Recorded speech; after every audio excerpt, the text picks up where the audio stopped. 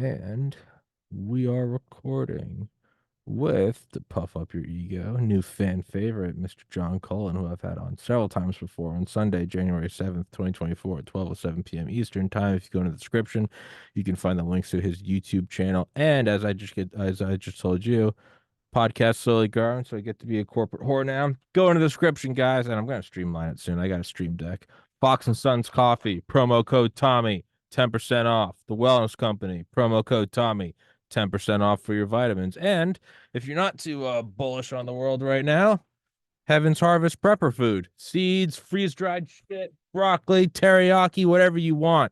Use the link and get 10% off from Tommy. And prismatic battery systems. You want a home battery?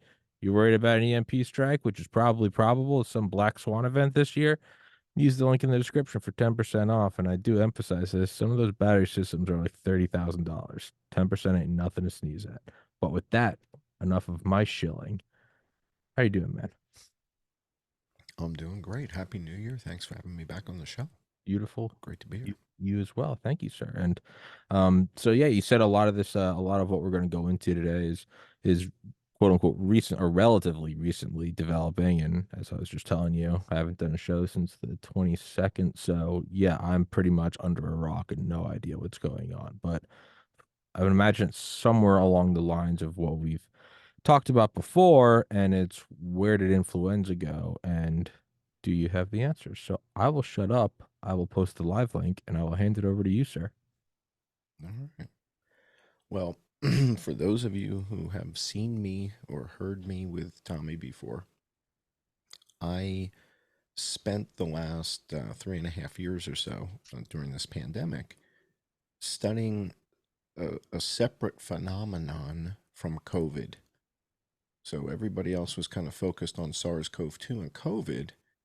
And very early in the process, I was looking at the deaths from influenza. And I was looking at influenza deaths in January of 2020, February of 2020, March of 2020. And they were really kind of significant. They were high. And I couldn't understand why there was all this hullabaloo about COVID. And for those of you who haven't seen me on the show before, about 30 years ago, I was working at Oracle. I guess now it's 35 years ago. I was working at Oracle. And one of the first projects that I led was the project to build the mapping system that Johns Hopkins ends up using to map the pandemic. So if you Google Johns Hopkins map of COVID, you'll see a whole bunch of these things. It's like a map of the world with a bunch of red circles all over the place. And that's the system that the team, I was the head of the team that built this thing back in, I don't know, 1988, 89, something like that. So when I saw that Johns Hopkins was using it, I had never heard of Wuhan. It's really kind of that simple. I mean, it's not, there's no James Bond part of the story. I just never heard of Hmm. Wuhan. And you don't need a degree in map making or map building to move your mouse and click on Shanghai. Anybody, like, that's what it's made to be able to do, right? The whole point of the map is that you move your mouse, you click on a city, and you find out the stats for that city. So it's not like I was doing any coding. I just was using it the way they were hoping somebody would use it, right? So I just sit down at the thing and literally I moved my mouse. And as long as it took to move your mouse to Shanghai and click, so what's that, 2 seconds, a second and a half, three, and I click on Shanghai and there's not 10 people dead. Now, what? What do you mean there's not 10 people dead in Shanghai? What the hell's going on here? So I go and I click on Hong Kong and there's not 10 people dead in Hong Kong. And I went and I clicked on Beijing and there's not 10 people dead in Beijing. I'm like, so what is making this a pandemic then? It sounds to me like you've got an epidemic, you've got an outbreak in Wuhan. But if there's not 10 people dead in these other major cities, the hell are we putting the planes away for? It wasn't adding up to me. It's like the actions I was seeing, the lockdown related stuff versus the data didn't match. And the fact that there was all this commotion about COVID when there were over 4,000 Americans dying a week from what the CDC calls PNI. It's basically it's influenza, but you die from pneumonia. It's like if you got shot with a gun, you're going to die from blood loss or organ failure. The gun shot doesn't kill, Yeah. right? The hole in you is just a hole in you. Your Yeah. organs have to fail or you have to bleed out or something has to happen for you to die. So it's the same thing with influenza and pneumonia. So that's how the CDC tracks it. They call it PNI, pneumonia and influenza, PNI, and that's how they track it. So I was looking at those numbers and I'm like, well, if you got 4,000 people dying a week from that, and there's not 10 dead in New York yet from COVID, I, I'm confused. I'm just, that's it. It's just, I'm confused. It's like, I would think it would be different than that, right? I would think you guys would lose your mind when there's 40,000, 60,000 dead in Beijing or, Is Shanghai, to to interrupt rudely. Is the 4,000 number, is that the number that it's pretty, is that the standard baseline number, or was that the spike number? So it was just, so it's a good question. It wasn't a spike and it wasn't the baseline. So you had to be kind of tuned in to notice it. And the only reason I noticed it is because I did a 10-year baseline. I went back to, at the time it wasn't 10 years, but now it's 10 years. I went back to 2013 on the data. That's all they had in the system. And I charted PNI deaths going back to 2013. And what I saw was this anomaly, but it Hmm. wasn't yet a peak. And the anomaly was that beginning January 1st of 2020, there were 4,000 people dying every week in America. And that it didn't stop. In 2017, 2018, we had a bad season. And that happened for a couple weeks. It peaked, it went over 4,000 a week, but then it came back down. And this wasn't coming back down. This was like hitting a new plateau, like a new shelf, like a new level, like it had Okay. leveled up, so to speak. And I'm looking, and then it starts going up. It starts going up. And this is independent of COVID. So the system that they're tracking the stuff in at the time were two completely different systems. So I had to go get the COVID data and the influenza data, and then I had to line the weeks up in the spreadsheet. So I had to get, week 41 to 41. I had to, line Mhm. everything up and make sure that everything worked. And I was doing that for months before they conflated the data and started calling it PIC. But before that, it was just PNI, and then there was a system with COVID.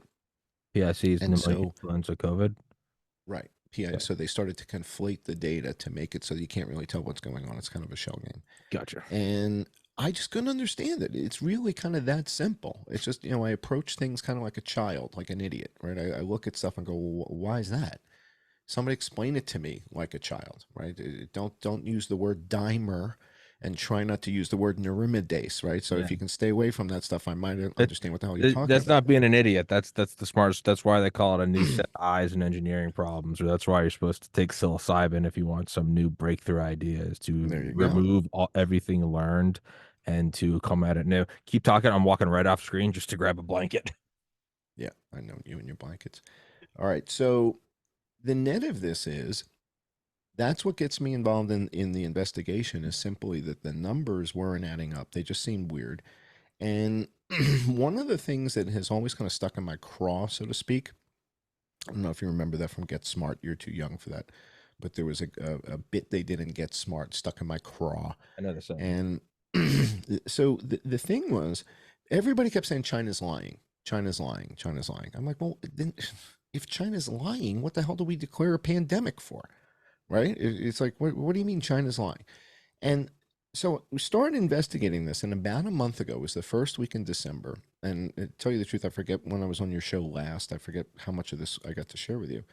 But first week in December, somebody called my attention, one of the viewers on Twitter, to a tweet from Ivanka Trump and a tweet from Mike Pence. Did I tell you about this yet? Nope. Okay.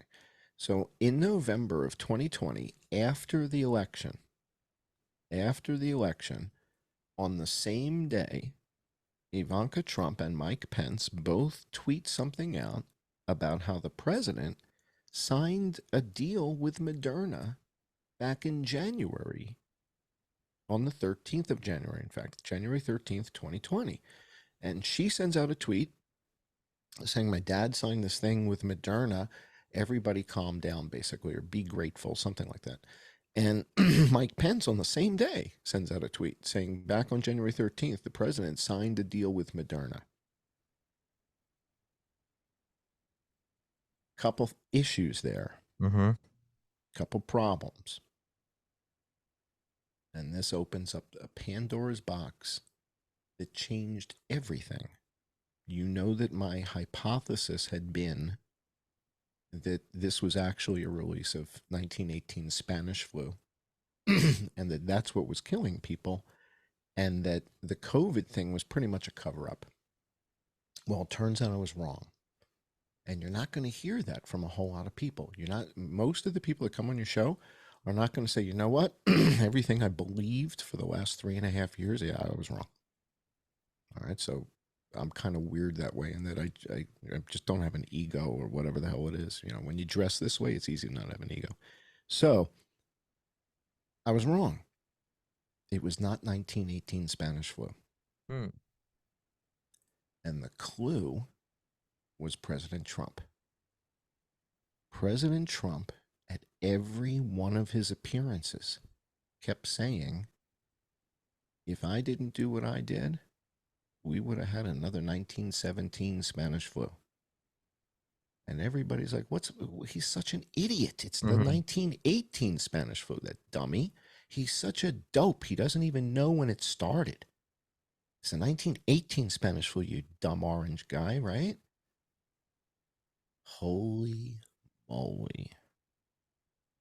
He's giving this clue everywhere. Somebody puts together a compendium of him saying it, but whoever does it is making fun of him. That he just doesn't know the right date, keeps repeating the wrong date. Ha ha, he's such a goofball. Yeah. No. He's sending us a clue. So then you go read the literature from Jeffrey Taubenberger, and you find out that the Spanish flu in 1918, there were 2 viruses. Whoa. And there was a virus from 1917 that they sequenced from a goose. And that virus was different from H1N1. And according to Taubenberger in his papers, which you guys can look all this stuff up, he said that this virus and the H1N1 1918 that they got from Lucy out in Alaska don't have common ancestors. It appears that the Spanish flu, the thing that ended World War I, was 2 viruses. And Trump has been trying to hint to the investigative journalist community, you're looking at the wrong virus. I'm talking 1918, right? Taubenberger, Alaska, Breivik mission. I'm repeating this for 3.5 years. Anybody will listen, right? Yeah. And I've told this to Laura Ingraham, and she's told him. Okay, so he knows everything I've told her. She tells him everything, right? He's going on to every one of these things in 1917, 1917, 1917, 1917, 1917. But what happened in 1917? We found a goose. We sequenced it. And that appears to be the mother of all avian influenzas. And in 2016, there was an outbreak of avian influenza in China. And it was devastating. And I got it. I caught it in Thailand in 2016. I was bedridden for 10 days with a fever. And it was one of those things where it's like, you're like, yeah, I could see how this would kill somebody. Yeah. Oh, yeah. Oh, yeah. You know, I'm pretty strong and I eat good food and stuff like that. And it's like, oh yeah, if this was 1919, yeah, and you guys were giving me whiskey and leeches, I'd be dead. Yeah, I'd be dead. If you're like, no, just bring some more leeches. He just needs a couple more leeches and another swig of whiskey. I'd have been dead for sure. Yeah. I'm 33 and I get sick, and I'm like, oh yeah, no, oh yeah, I get. This would have killed people. Yeah, I get it. Yeah. And they were using leeches bloodletting and whiskey with aspirin. So whiskey, aspirin, With bloodletting. bloodletting, god damn. Right. And they want to know, why did 50 million people die? Yeah. Okay. So, yeah. All right. So that was kind of the track I was on. The reason I was on this track was I was hearing from physicians. Different physicians were recording stuff and talking on Twitter about symptoms they were seeing that were ultra severe: hypoxia, cyanosis, ground glass opacity, cytokine storms, things of that nature. And this is textbook 1918 Spanish flu. So there's a method that I used in business for many years called the McKinsey method. It's what they use at McKinsey, and somebody documented and wrote a book. And what you do is, when you form your hypothesis, you use a straw man hypothesis. And the idea is, it's okay to be wrong. But if you're wrong, you got to substitute in the new one, and then you got to test everything again. You got to make sure everything solves for this new hypothesis. And that's basically what I had been doing the whole time. And I was hedging this whole time when I found out about Dr. Kawaoka. Dr. Kawaoka in Wisconsin was building viruses that were 200 times more deadly than they are in the real world. So he would take something like 1918 H1N1 and say, okay, is there a way we can make this so that you can't recover from it? And he's doing it because he says there's probably a guy in Russia doing this. And if there's a guy in Russia doing this, we better do this so that we can figure out how to protect ourselves from the lunatic in From the Russia who's government. doing this. Yeah. Right. So this is what they're doing. So Kawaoka, we've got documents of what he's doing and how he is building some of the craziest viruses on Earth with ferrets and ducks and chickens and geese and whatever the hell he's doing over there. Sure enough, 2016, there's a major H7N9 outbreak in China. I get sick in 2016 in Thailand, and it's devastating. We now are reading the literature about this H7N9 outbreak in China, and it was pretty severe. Recently, in the last 100 days, a paper came out saying, hey, it seems like there's two versions of H7N9. One of them we're going to call highly pathogenic H7N9, and we're going to call it a BSL-4 pathogen. How do you like that? How do you like that? We're going to put it in the same room as Marburg, Ebola, hantavirus, 1918 Spanish flu, and now we've got a second influenza that we consider BSL-4, and this is what we call highly pathogenic H7N9. Well, this rips through China. They have this outbreak. It's real bad. The WHO gets involved. The WHO's very concerned.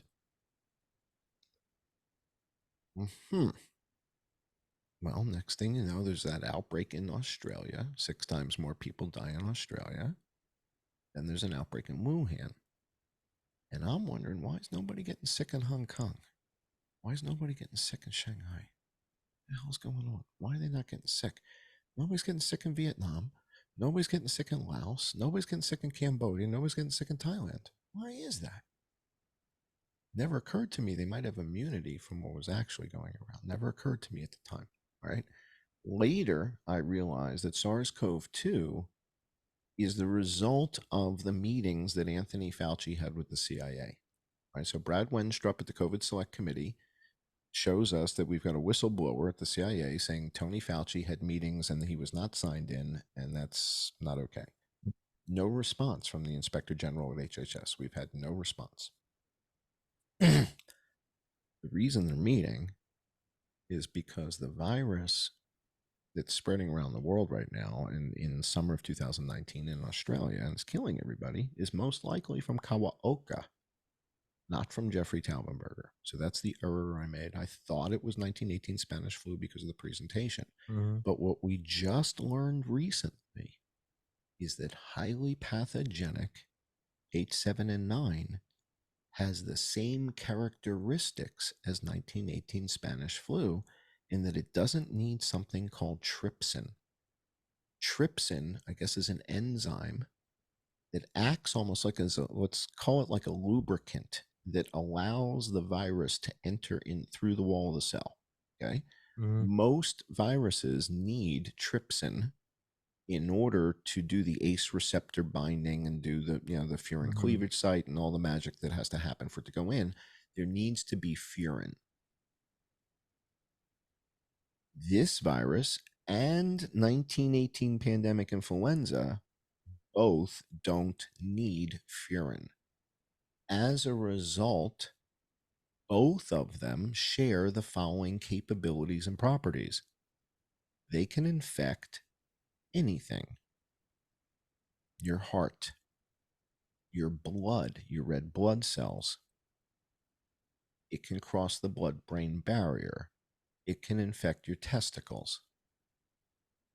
Remember Cardi B talking about swollen balls? You remember that? Or did you Oh, miss that? yeah, yeah, yeah, I do. Cardi B was talking about Yeah, swollen balls, yeah. right? This infects your testicles. It infects your kidneys. It infects your nervous system. I had a guy send me a thing saying I wasn't vaccinated, but I got sick, and he's got tremors now. This disease is known for attacking the nervous system, losing your sense of smell, losing your sense of taste. Imagine that, right? So now you've got a virus that attacks the nervous system, can't smell, can't taste.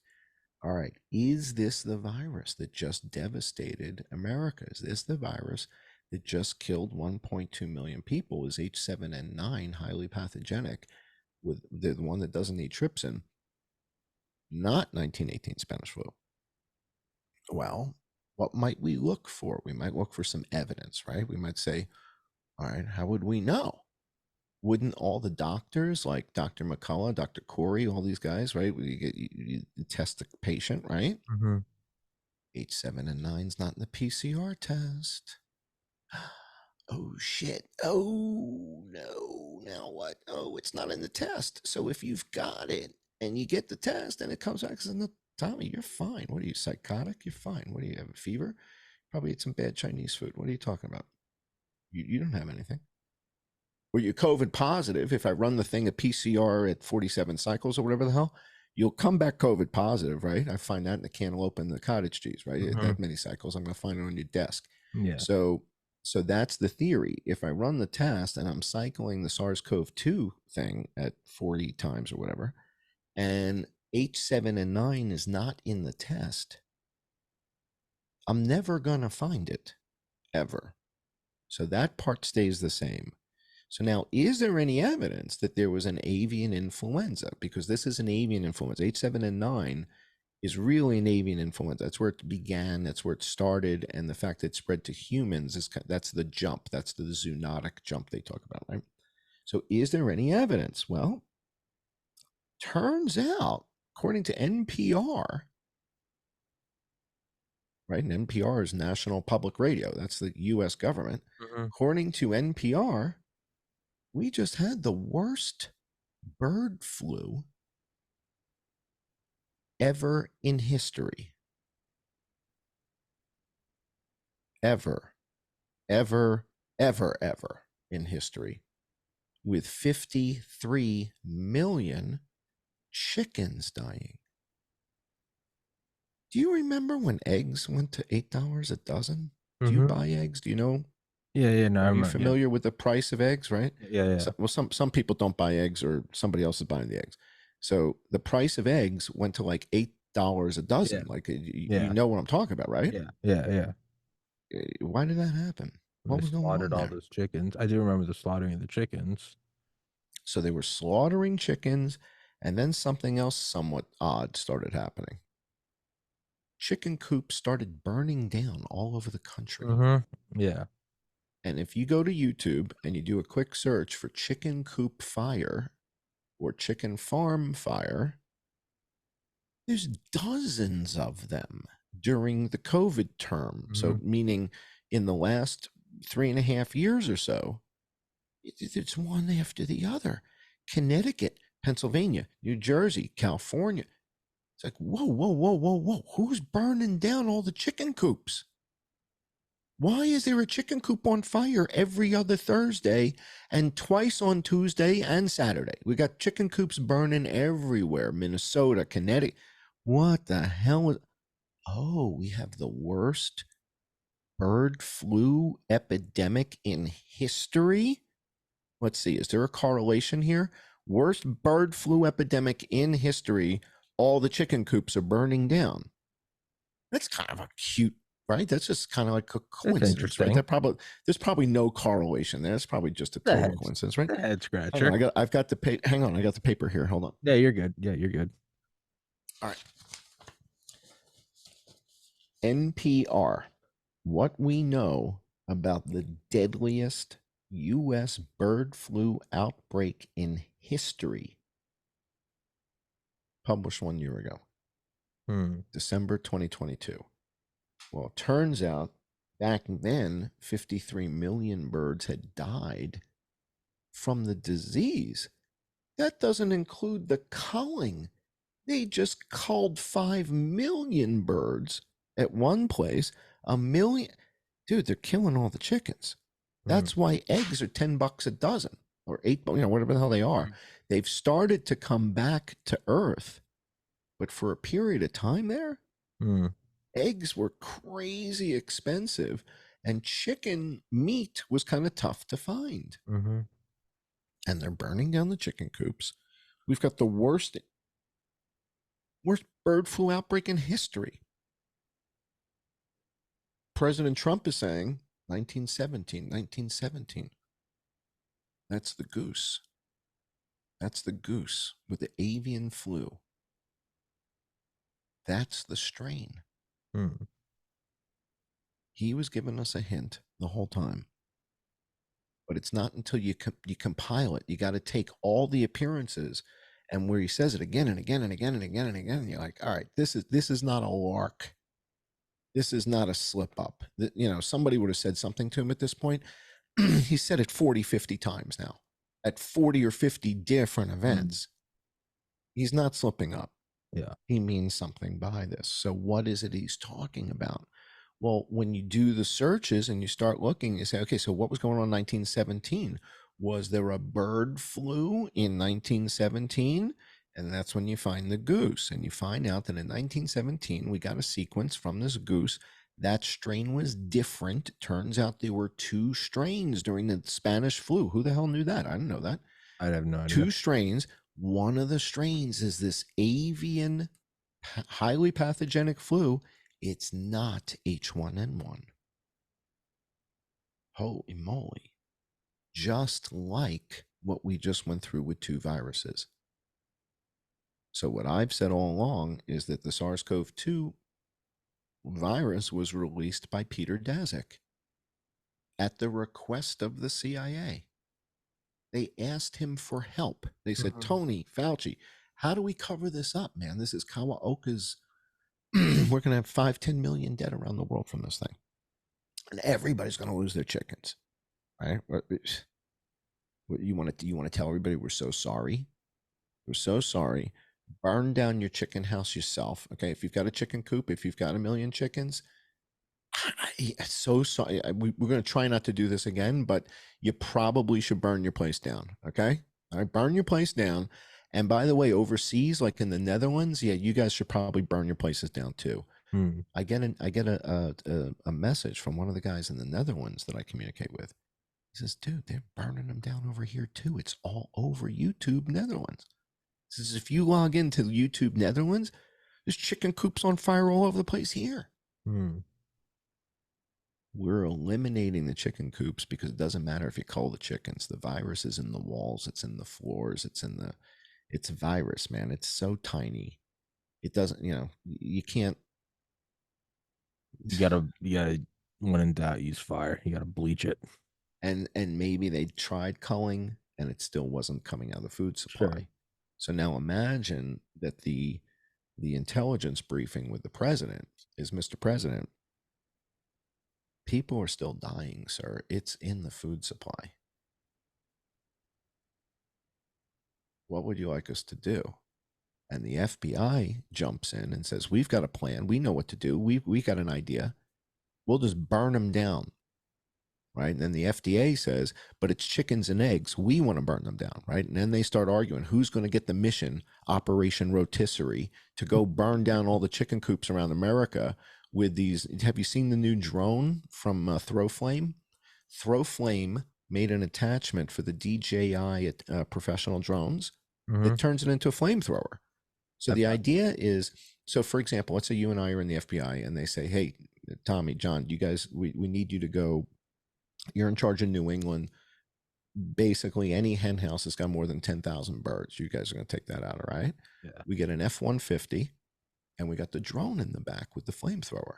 Mm-hmm. Because we don't want to be on camera walking onto the property with accelerant. I'm not walking out there with a thing and jug, and right? We don't want to be on camera. So we park a mile away with the drone. We come in at 250 feet. We're not on camera. Yeah.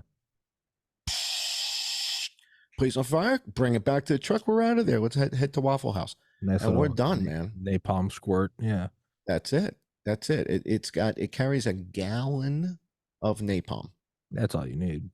That to set a chicken coop on fire? Are you kidding me? Fuck that shit up from you, Kobe. Come on. Tyreek kills little baby, set the whole house on fire with a Bic lighter, right? Yeah. It didn't even need a flamethrower. So the point is, it's not hard to do. Mm-mm. It's not a conspiracy theory.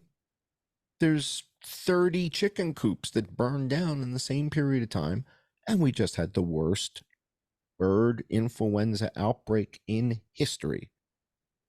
Gee willikers. It wasn't 1918 Spanish flu. It was 1917 H7N9. Highly pathogenic, doesn't need trypsin, infects your testicles. That's the virus that just killed 7 million people, not SARS-CoV-2. SARS-CoV-2 is like a dancing monkey. It's got GP120 over here. It's got CGG over here. And everybody gets to obsess about its features and where did they come from and who put it on and what. Dude, it's like a fishing lure. It's got the rattler and the 3D and the. It's like, can you put more crap on a fishing lure? GP120 and the CGG? Really? It's all in there, huh? When we found this in a cave. Uh-huh. Okay. It's designed to be distraction. the tar baby from Brer Rabbit. Yeah. It's designed to be the thing that keeps everybody caught up, tied up, and nobody's looking at the chickens. Everybody's looking at the bats. Everybody's looking at the raccoon dogs. Everybody's looking at the pangolin. And is it the pangolin and the raccoon dog? Was the pangolin and the bat? And nobody's talking about the chickens. And they're burning the coops down. And the FBI guys are laughing their asses off. They're like, could we make it more obvious?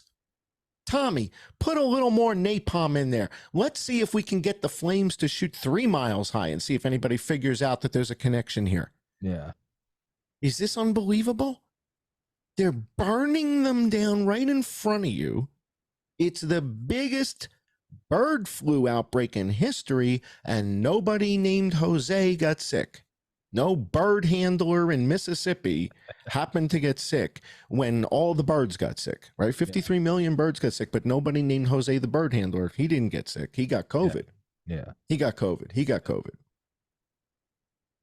Tommy, we just went through the worst avian influenza pandemic in history, and we burned the chicken coops to the ground to try and protect the populace because the virus was in the food. Whoa. That changes everything. Mr. President, we're doing everything we can, but people keep eating eggs, sir. You want to tell everybody the eggs are poisonous? You want to tell everybody chicken's going to kill you?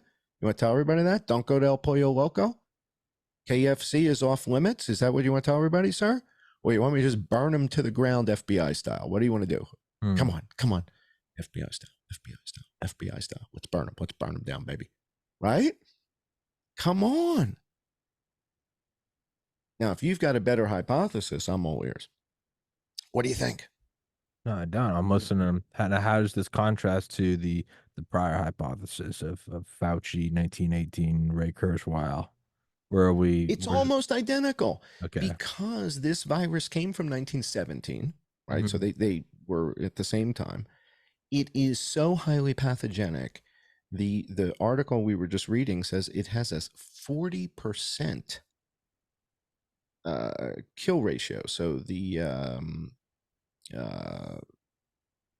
the CFR is 40%. That's unreal. I mean, that's up in that's like in Marburg territory. The first Marburg outbreak, I Mm. think, was 30%. This is 40%. These are big numbers.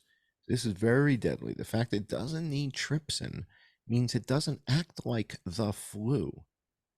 It acts like a kidney infection. It acts like an infection of your urethra. It acts like an infection of your blood system. There were stories about women with influenza who were losing their limbs. It's like, how the hell do you lose your arms and legs from influenza unless the influenza is attacking your circulatory system and making your tissue gangrenous, right? You're getting gangrene because there's no circulation, because the virus is infecting the circulation in your circulatory system. We got people who can't smell. We got people who are twitching. We've got people who've got Bell's palsy in the face because the virus attacks the nervous system. We've got people with long COVID because the virus can cross the blood brain barrier and infect the lining of the brain and the brain itself. That's why you have long COVID. So this fits. This fits perfectly. And the fact that they've been scampering around since 2016 around this is also evidence. The upcoming meeting at Montreux on Lake Geneva, that I think both you and I are going to in February, the WHO has invited experts. It's by invitation only. I think both you and I are going. I think Montreux, I'm the keynote speaker actually. keynote. You're the keynote. You're the keynote on Tuesday. Yeah. So it's in Montreux, Switzerland, on Lake Geneva, and the WHO is having the discussion about what will be in the 2024-2025 flu vaccine. And the candidates we're talking about are H7N9 and H5N1, the two avian strains that are most notorious. So the fact that it's in the 2024-2025 inoculation discussion, that's also evidence. It's not a silver bullet, just another piece of evidence, right? Mm. Now the other pieces of evidence that we look for with the H7N9 was Moderna working on an H7N9 vaccine. Oh, they were. Well, that's kind of weird. Why was Moderna working on an H7N9 vaccine in 2019? Hmm. And then so now we get back to Ivanka Trump. I was gonna ask, how do we get back to okay. Okay, so and this is the lovely part of the story. So Ivanka says Daddy signed a deal with Moderna on January 13th. And this is how I had my run in with Bob Malone, friend of yours. Bob Malone decides to pick on me on Twitter. I put out a tweet and I said, according to the WHO, we got this guy from the WHO here in Switzerland. He's telling us on January 11th, we just found out about the first dead guy.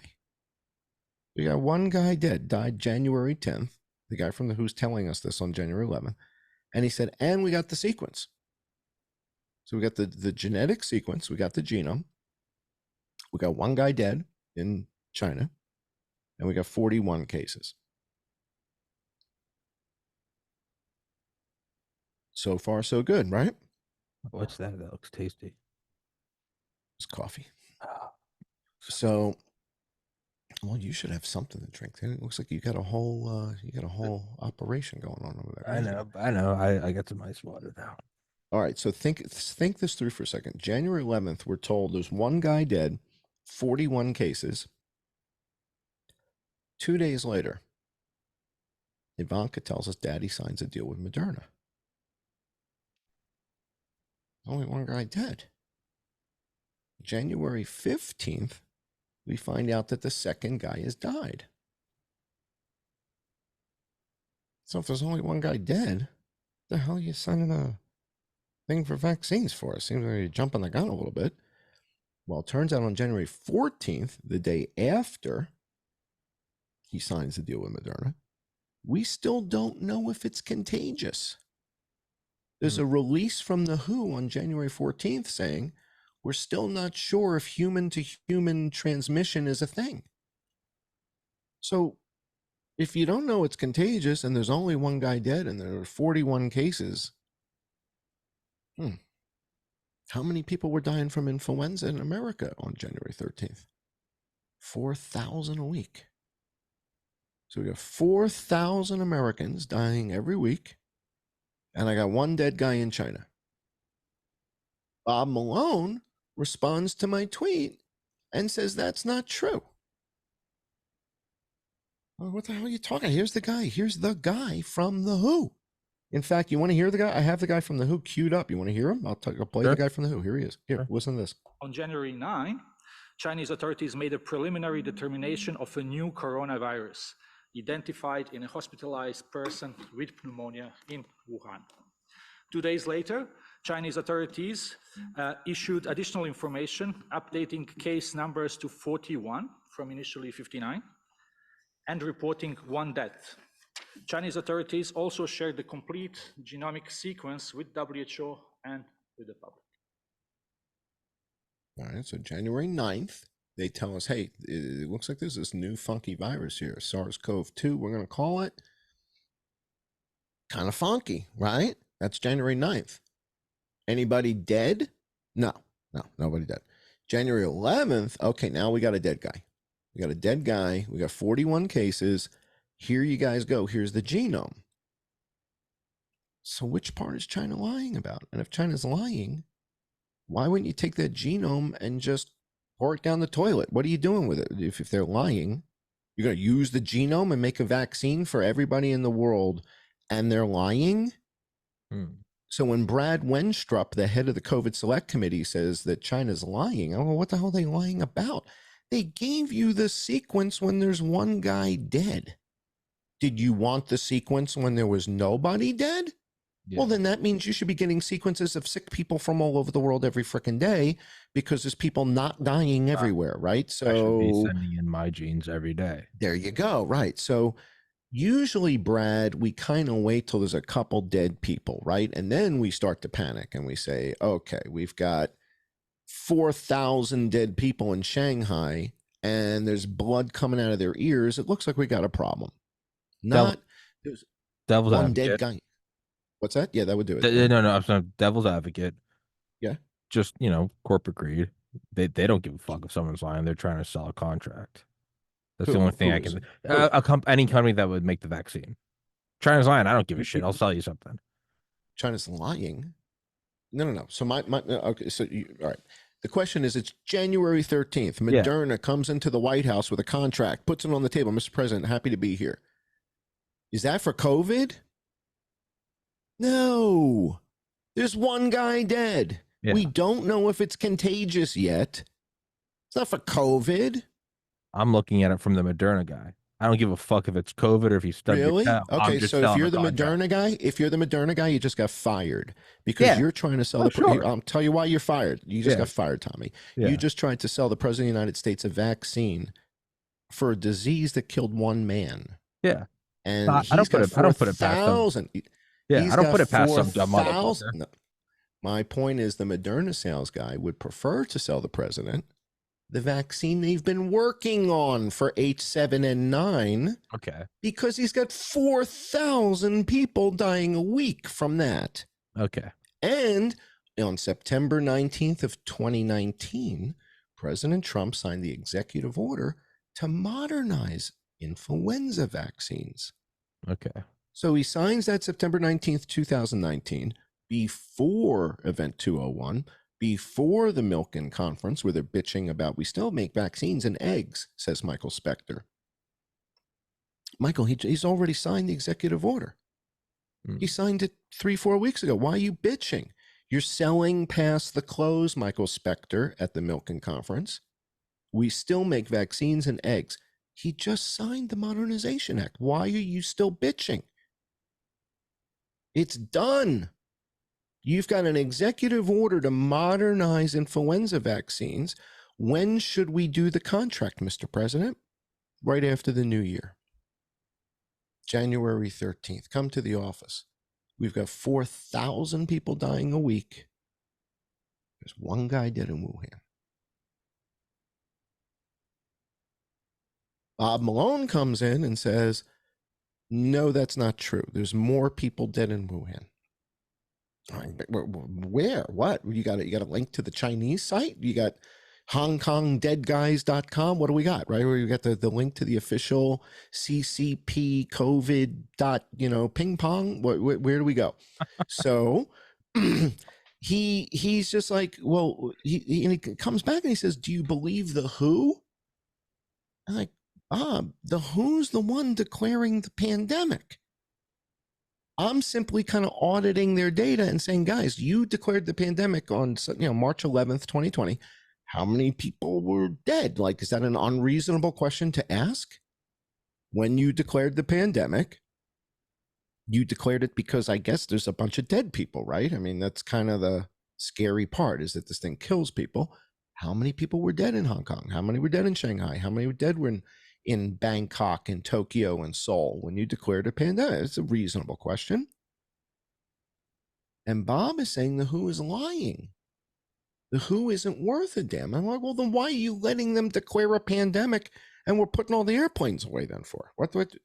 Why did you give them that authority if they're a bunch of lying bastards? Now you're complaining that they want this new treaty.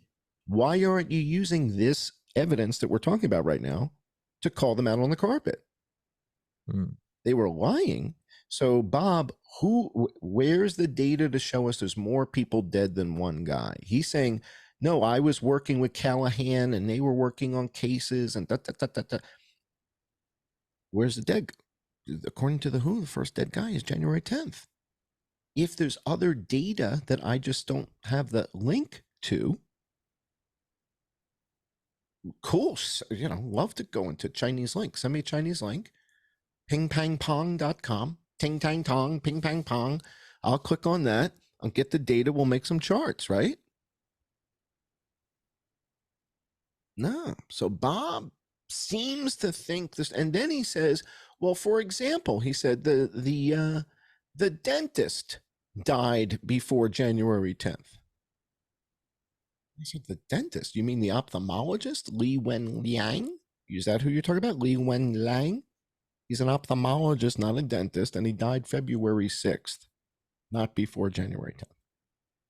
So that was my run-in with Bob Malone, and then he blocked me. And I'm like, what the hell are you blocking me for? Li Wen Liang is an ophthalmologist, and he died February 6th. You're confused and you're blocking me? What are you, 7 years old? You get kicked in the head by one of the horse? What kind of behavior is that for an adult big shot?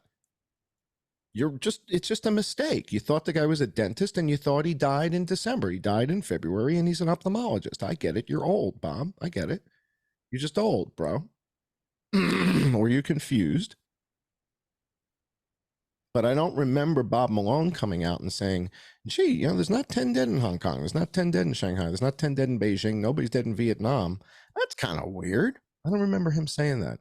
And as a veterinarian, you'd think he'd know a bit about H7N9 and the outbreak in China and all the concern about it. And the fact he never mentioned the 53 million dead chickens is kind of weird. It's like, hey, Bob, you live on a farm. There's chickens and crap out there. And all these things are burning down. No mention of that, huh? No mention of H7N9. No mention of the fact that Moderna had prepared an H7N9 vaccine. It's all ready. It's ready to go. What was that contract for on January 13th? Not for COVID. One dead guy. We don't even know if it's contagious. That contract was for H7N9 influenza, and they told you it was for COVID. Now, whether the contents of that inoculation vial was a bivalent vaccine or not, I have no idea. But I'll tell you, and I'll bet my life on it. I think I already have. January 13th, That contract was not for COVID. And what that potentially means is that the U.S. government inoculated you for a disease and didn't tell you anything about it. Hmm. And that, to me, is one of the greatest cover-ups of all time. Where did the If bird I'm right. Where did the bird flu come from? We're still going Came back from to the China. okay. Well, originally, the outbreak was in China, but it appears the concern is that the strain was from Kawaoka in Wisconsin. Okay. Yoshihiro Kawaoka is notorious for having architected the most deadly virus. I mean, he takes things to a level that you can't recover from them. Hmm. He's taking influenza viruses, and do you know the deadliest virus on Earth? You know what that is? Ebola? Rabies. Oh yeah, no, yeah. Rabies has like I a was just reading about that the other night. 99% kill Yeah, rate. Like if you get yeah. rabies and you don't get the shots it's like, Hydrophobia. Yeah. dude, it I is was just reading about deadly. that the other night. That shit's so fucked. I did a thing, and it's like now I'm going to do a whole show on it, on what are the deadliest pathogens known to man. What are the deadliest things, right? And Tularemia. to see that rabies was at the top of the list was kind of stunning. It's like, wow, Yeah. that's kind of cool. So you're looking at these different viruses. Where did it come from? If it came from Kawaoka in Wisconsin and the NIH was funding that activity, yeah, we got to cover that up. We got to Mm. cover that up. We need Peter Daszak. Find me something with bells and whistles. Find me someone who's going to get everybody's attention in the game. I need every virologist and epidemiologist losing their minds. CGG, CGG, GP120. What else you got? They ran out of room. There's nowhere else to put anything. You only got, Yeah, no. I like that. The distraction. Me and my buddy are playing a new game called Nuclear Options, just a fighter jet, stealth bomber, everything. Our tactics are it's like if we can't get to a base, one of us will go around the long way, come over the mountain, and then just start firing guns, shooting flares off, dropping fuel tanks. Look at me, look at me, look at me, and then the other guy comes in and fucks them. For the what you said earlier about the straw man and then you replace it. I like that idea because I mean I do that all the time for stuff without even realizing it. Like you is like just let's build a running hypothesis and then once if it's fitting, then you can remove this and put that in there. But you also have to be willing to just demolish it all. To the right. It's called jet the McKinsey method, and it's codified. It's a McKinsey. book. Yeah, Okay. you can buy it on Amazon. It's called the McKinsey method, and it documents this. And once you understand that it's okay to be wrong about, it's okay to take the piece off the board and Yeah, replace it with a start different building a piece. running thing. Yeah, no, that's what I Because do that. imagine the contrary is you formulate an opinion about what's happening here, and then you're kind of stuck with it, Yeah, no. even though there's new evidence showing up. And Yeah. as more and more new evidence shows up, you've kind of, you're holding on to your position, right? And you're Yeah. clinging to it. And the new evidence is making it a little bit more embarrassing and more embarrassing. Yeah. I never had a horse in the game. I don't win a prize Yeah, I if don't it's give a fuck. 1918 H1N1, right? Yeah. What the hell I care? And Yeah. so a couple of years ago, I did a thing on Kawaoka. And the whole point was, I'm not sure that it's 1918 H1N1. It just looks like it, right? Mm. Looks like a duck, quacks like a duck, right? Tastes like a duck. Is it a duck or is it a goose? Yeah. I don't know.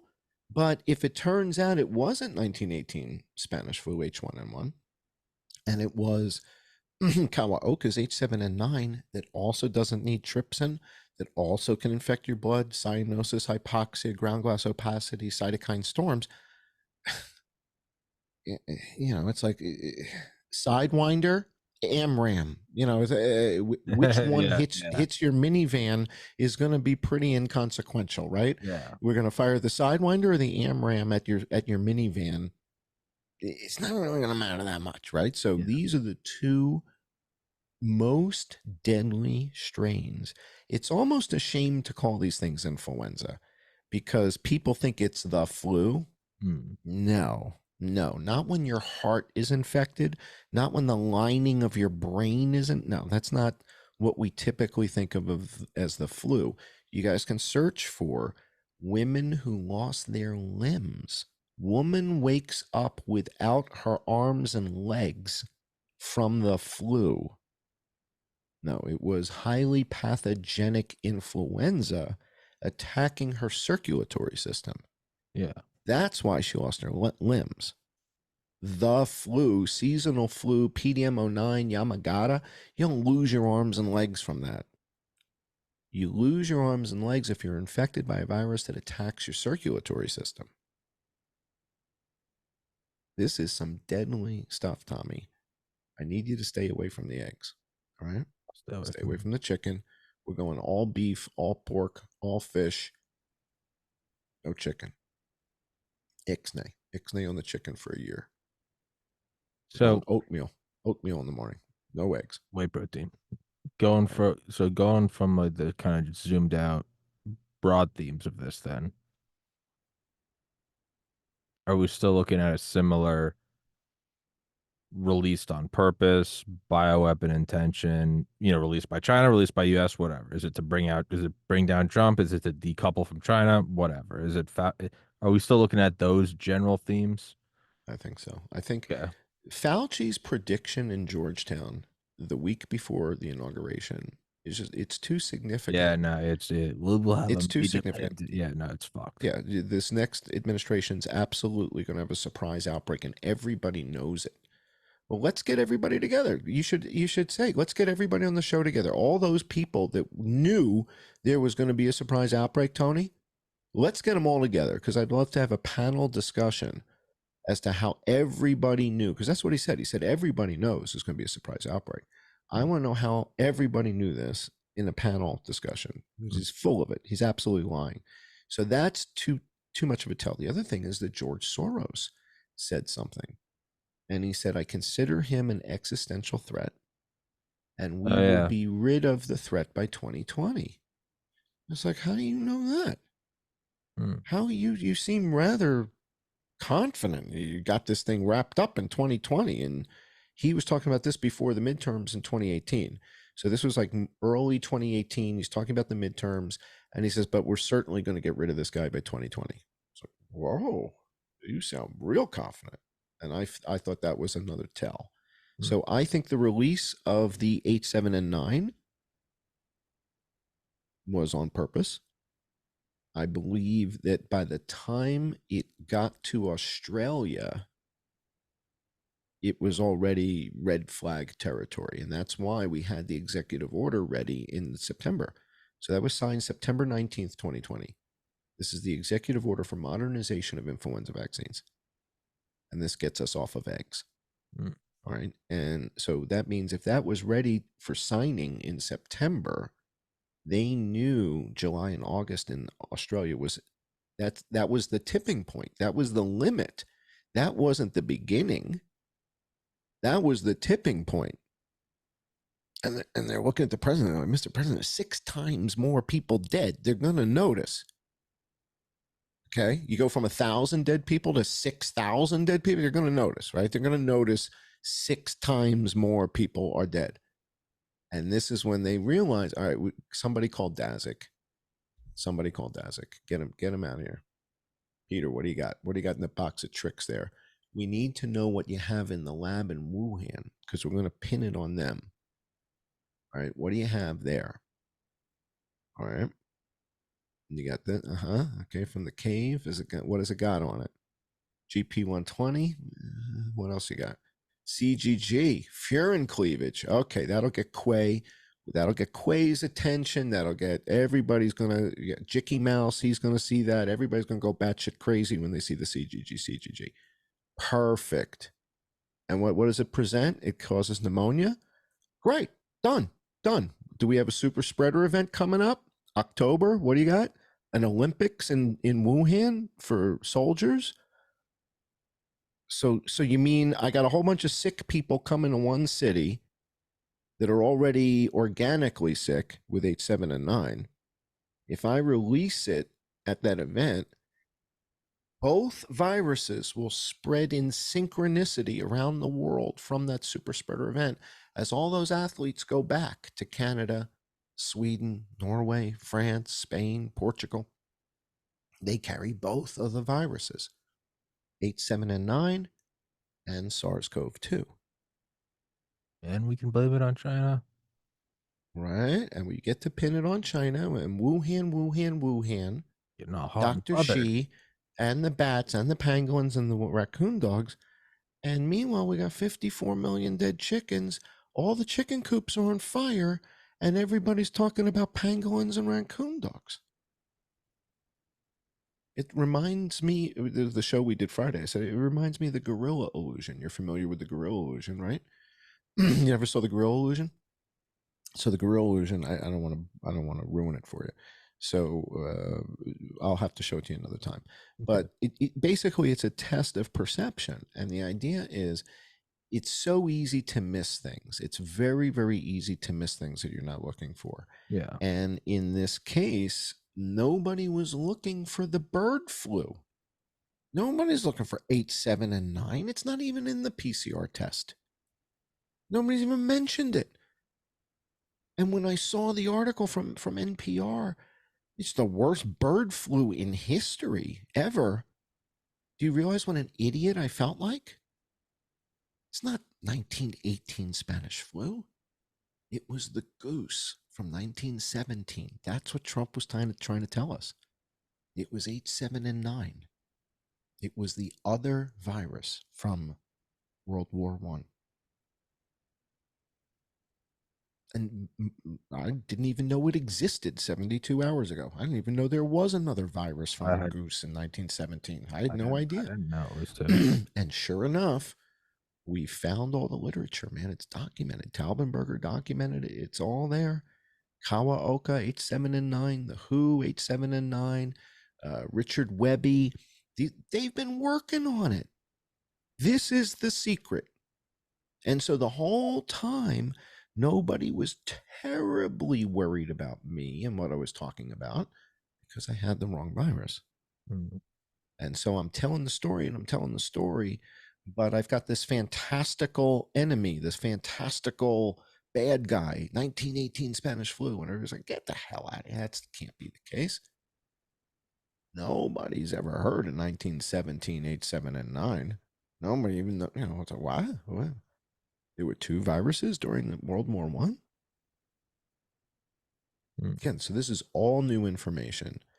We had 1 guy dead January 10th. The second guy is dead January 15th. And by January 22nd, the number in China, you ready for this? I hope you're sitting down, Tommy. By January 22nd, there's 9 people dead in China. 9 in 3 weeks, Tommy. So Peter Daszak sends out a little text. Peter Daszak, he's like, and tells Larry Madoff at ProMed, looks like we've got this really suspicious virus in Wuhan causing pneumonia.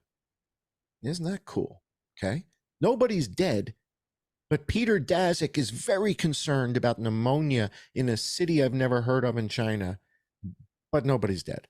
But he tells ProMed in Cambridge, and he says, hey, ProMed in Cambridge, you might want to get your eyes on this. Yeah. We got a couple sick people in bumfuck China that we've never heard of. Get your eyes on that project, all right? Keep an eye on this because this could turn into something really scary. That's December 30th, okay? January 10th, the first guy dies. He has a stomach tumor and liver disease, and he's in his 60s. That's the first guy that dies. The second guy dies 5 days later on January 15th. It's now a full 2 weeks since Peter Daszak said, hey, you guys better keep your eye on this thing. It looks like 2 weeks from now, we might have 2 people dead. Okay, so by January 15th now, we got 2 dead. All right, stay with me because the numbers are going to go crazy because now we're going to go from January 15th to a full week later to January 22nd. And we go, Tommy, we go from 2 to 9. And we now have 9 dead in China. Now, in the same period from when Peter Daszak notified ProMed to when we get to January 22nd with the 9 dead in all of China, we accumulated 13,100 P&I deaths in America in the same 22 days.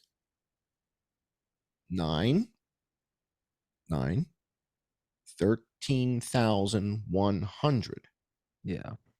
9. Now, patient number 7 tested positive for SARS-CoV-2 and had 2% of the virome or whatever 2% of the genome virome, whatever, SARS-CoV-2. But 8% of it was influenza. Now, when I studied math at Bronx High School of Science, 8 was bigger than 4, well, bigger than 2. Claudine Gay at Harvard might take exception to that because of equity. But when I went to school, 8 was bigger than 2. Now, some people are going to say that's racist. That's just pure racism right there. It is. That's, that's me being white. 8 bigger than 2. Obviously, some people feel those are the same and that 8 and 2 should be equivalent, and that's equity. But the way I was raised, the way I was taught math, 8 is bigger than 2. So when you've got 8% is H7N9 and 2% is SARS, as a dumb guy who doesn't understand dimers and neuraminidase, I think 8's bigger than 2. So I don't understand. Why is everybody losing their minds over SARS-CoV-2 if the same patient has H7N9 and they got 4 times more of it? I'm just a dumb guy in a costume, man. I don't know. I don't really know what I'm talking about. But I'm pretty comfortable that 8% is bigger than 2%. 2% says SARS-CoV-2. 8% says influenza. And everybody's losing their minds over the SARS-CoV-2 part. And we got 9 guys dead in 3 weeks. And on the day that the president signed the contract with Moderna, there was only 1 dead. And we didn't even know if it was contagious yet.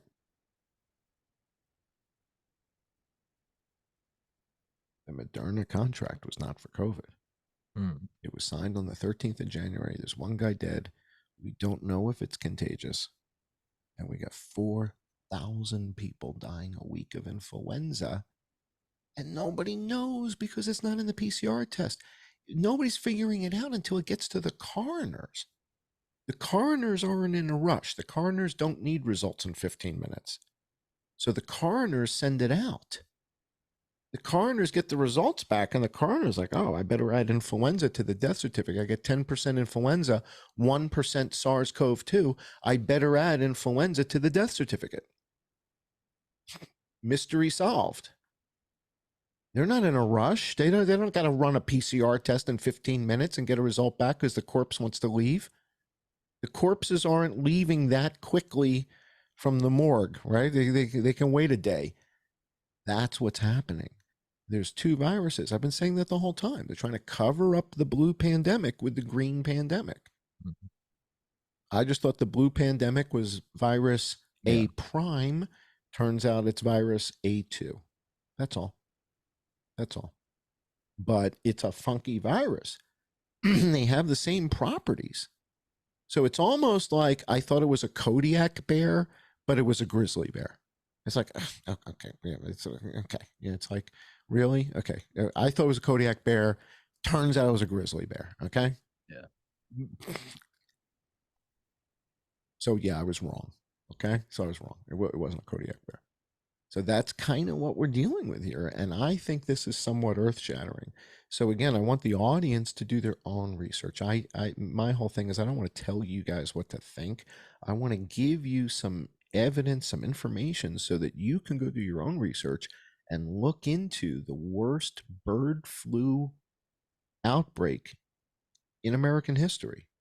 And 53 million birds dead. Either, yeah, which is right. So this doesn't get a lot of press. And then the fact that these chicken coops were burning down, you might have heard it in the local news. You might have heard a little bit of some conspiracy sounding stuff. but it's legit. Like if you go to YouTube and you start searching, you're going to be, it's like, how many fires could Well, there possibly be? And then we hear from people overseas. The guys in the Netherlands are telling me they're burning them over here too. This is not a coincidence. yeah, I mean, It's those were not a all conspiracy theory. a lot of those were tied in with just the general insane streak of food processing plant fires. I think a lot of them. Now, was it intentionally masked? I don't know, but I remember a lot. Yeah. 'Cause I was interviewing a lot of special forces guys that were talking about like, oh yeah, no, this is what you would do to another country if you want to fuck them up. Well, so that's one way to look at it, right? Mm, And people tend to be cynical these days. But another way to look at it is, Mr. President, people keep dying. yeah, It's in the food supply, Mr. President, what he yeah, wants to do. it's a good And point. is it enough to kill the chickens? No, we're gonna have to burn the coops to the ground. Well, what about the places that make the chicken nuggets? What about the places that make the chicken soup? Mm. Yeah, you mean the food processing plants? All right, FDA, you're on a short lease. You're on a short lease. You guys get the food processing plants. FBI, you're going to do the chicken coops. It's in the food supply, man. It was. It was. Some fucking low level FBI guy walked in one day and he's like, "You all called me fucking idiots. Like, what do you want, Bob?" They're like, "We just got a contract for 100 napalm drones." Exactly. Exactly. The guys They're all that throwing money so on the if table. They're like, "Ah, fuck. All right, everybody owes them 20." yeah, so if any of you guys who are listening have your Yeah, own chicken coops and you've got 100,000, 200,000 birds, and you need to burn your coops to the ground, you want to go to throwflame.com and you can order the flying flamethrower so that you can get a nice angle, right? You want to be a yeah, little bit upwind so that the flame's going to go down when you burn your coops to the ground. Yeah, I'm sure the insurance companies are pretty excited about this too, right? Having to reimburse all the chicken coops in the world. It's like, and they didn't put two and two together here. The insurance companies mm. didn't figure out, or did the government step in and say the insurance companies, listen, you guys are going to Shut your end up fucking getting a mouth. lot of chicken coop claims coming. We need you to just pipe down, and we got you covered. We'll Okay, we get you got you some covered. subsidy. We'll make it up next year. Exactly, You'll have a exactly. But subsidy where all of a you sudden need you to don't have to pipe pay down. I don't want to hear any for horse God and shit from you country. Sign guys. here. Yeah, That's right. And by the way, that's what happened with Mandalay Bay, right? So when Mandalay Bay settled with the victims, Mandalay Bay didn't pay for that. The government paid for that.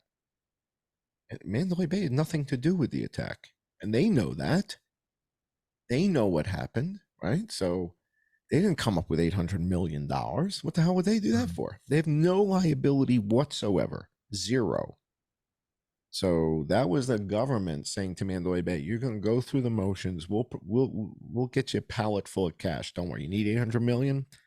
Ask Barack. We know how to bang that out. It'll be on a pallet here by 4 o'clock. All right." That's how it was taken care of. Yeah. Yeah, they didn't pay for that. Come on. No way.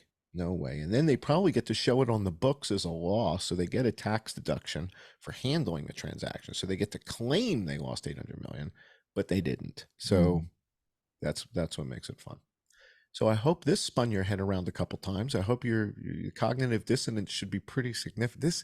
My head is still spinning from this because I'm trying now to fit this into the 4-year long story that for the whole time I thought was this other virus. And it wasn't. It But was this this one. Dude, this is stunning. This is on a crazy, crazy stuff. This was one of the greatest cover-ups in the history of the CIA. Whoever was on this team really does deserve some sort of accolade. I mean, the ability to fool every physician on the planet. I mean, you have to tip your hat to these guys. It's like, damn. They had me fooled for almost 4 years. this stuff's good for the mind though. I mean, it's all horrendous and a crime against humanity, but if you can just think abstractly for a second, it's good to have to rework shit. It's good to look at it and be like, yeah, no, this law that we thought was true, not it. this is not it.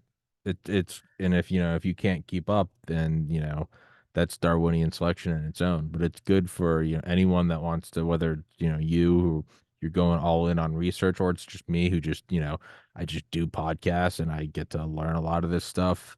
And if it's just the average person just battling with the human ego, it's good Mhm. to wake up one day and realize that 1 plus 1 is 3, and you're like, fuck. It's a healthy process if you can grow from it, right? It's good to It's hard though. It's I difficult. know it's It's hard. not It's very hard. Oh, dude, you talk. it's like learning something new. I don't know if you've ever played bridge, but once upon a time, I had friends that were into playing bridge and they taught me how to play bridge. And when you're first learning something new like that, that's what this feels like. It's like, huh? It's like, huh? What? Huh? And if she does this, I'm supposed to do what? And it's like, oh, right, right, right, right, right. You told me that before. Right, right, right. Okay, okay. And so it really feels like you're literally rewiring your circuits. Oh, dude, It's like I have to, it's like literally going back and thinking it's through every one of these scenarios. It has to work with this new virus.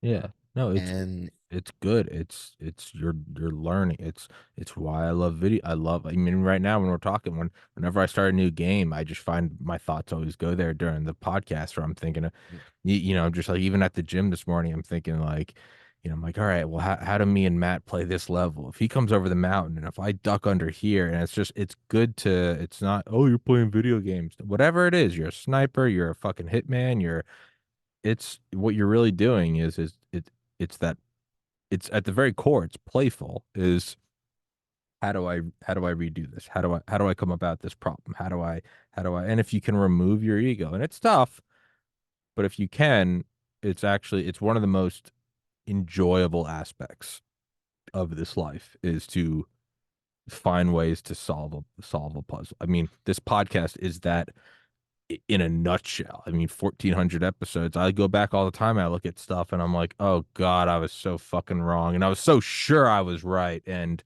now mhm, you leave it up and you go, let's learn from that and we'll move yeah, forward. And it's, if you that's can it. do that, it can make, now it doesn't mean that what we're talking about itself isn't horrifying and evil, sure. But in terms of the cognitive dissonance and reworking theories, it's a great time. And it bleeds over into other aspects of life. I mean, even just, you know, getting in an argument with a family member, and then like 3 months later, you're like, oh, I was wrong. I was Mhm. wrong. And it's Oh, so from that aspect, it's fun. Now, what we're talking about, it's horrifying and genocidal, but as a side oh, note, yeah. Larry Ellison, the guy who runs Oracle, who I used to work for, in one of his interviews says, "Look, if I'm wrong, I want to know, right? I don't want to run Yeah. around being wrong for right? If Yeah. I'm wrong and you've got some information Give it and to you me. can Give it to me. help me understand it, tell me." It's like, Yeah. why would I don't want to be wrong. Yeah. So that's kind of how I've always felt, which is, for example, with Bob Malone, it's like, Bob, if he's got a link to the Chinese website where they got the actual death, it's awesome. Give me the friggin' Go for link. it. But that's not what happened. So I'm eager to find out that it wasn't this, it was that, because to me, this is exciting. Mm, But I've got to now rethink. It's like rethinking the whole chess game. And you just told me, okay, but now your queen was actually a bishop. And I'm like, oh, shit, what? And now I got to rethink the whole game now mm, because of what I thought was the case was not. And it turns out, having reworked this thing, it's holding water more so because of what Trump was saying at these events about 1917. mm, He was saying explicitly, it's not the 1918 Spanish flu. It's the other one. yeah. It's the other one. And it's almost as if I kind of, it's going to sound psychotic, but it's almost like he's trying to give me the hint Yeah. because I was the only one talking about 1918 Spanish flu. And Laura Ingraham knew this in April of 2020, right? So in April, May of 2020, she and I are talking on email 6 times a day, 8 times a day. So she knew exactly what I was presenting, and it was getting back to him. And the fact that he's been saying it at every event, and it took me 3.5 years to hear him. Do you know how, like, what a moron I feel like? I feel like an idiot that it took this long, and yet it feels good because nobody else was even close. Like nobody was even in the realm. It's like lapping the pack Yeah. twice, and it looks like everybody's right next to you, but you've actually lapped them 2 Yeah, times. So you that's get kind of how I feel. Nobody was even close, but I am embarrassed that it took 3.5 years to figure this out. So what are you gonna do? don't be, man. It's and not to harp on it, but I mean I find stuff like this also helps me, I think, be a better human because when you can look at someone else and be like, oh, they thought they, and whatever the argument or the problem is, oh, Mhm. they thought for sure they were right, and maybe now they realize they're wrong, but they don't. It's that ego feeling of like, oh shit, I got, like I've been lifting weights all my life. I was just early on, where other friends got to go to McDonald's. We had a nutritionist nurse mom who just made us eat healthy. My dad had a Bowflex because he had heart problems. So like early on, I was very into like a fitness life, and I just accepted that as like my own work. And by the time I was in high school and college, I was just like way out of the pack, healthy, like more fit than athletes. But the problem is that also meant I had a very low level of patience and sympathy for people. I was like, if you have extra weight on you, or if you're not muscular, that's a character flaw. Okay. In 2014, when my older brother committed suicide, I plummeted. I gained 70 pounds. I was on all these drugs. I'm still losing. Wow. We're coming up on 10 years. I've lost about 60 of the 70 pounds, but I'm still trying to get rid of that last 10. As someone who's built this podcast and as someone who's gotten into medical school, I can tell you right now, there ain't nothing harder in this life than losing weight. And I look back at it now and I wish I didn't have to learn the lesson this way. But hey, I hold my head down and I go, when I see someone at the gym who's working hard, or if I see someone who's carrying around a little extra weight, I go, I have no idea what that person's fucking going through. I have no idea. So when I see people now, I don't go, they're lazy. I go, they might be caught up in the fucking fight of their life. So, but and just in gen, not to get it like super serious, but in general, no, if you allow it, being wrong it's the greatest teacher, and you become a much better person.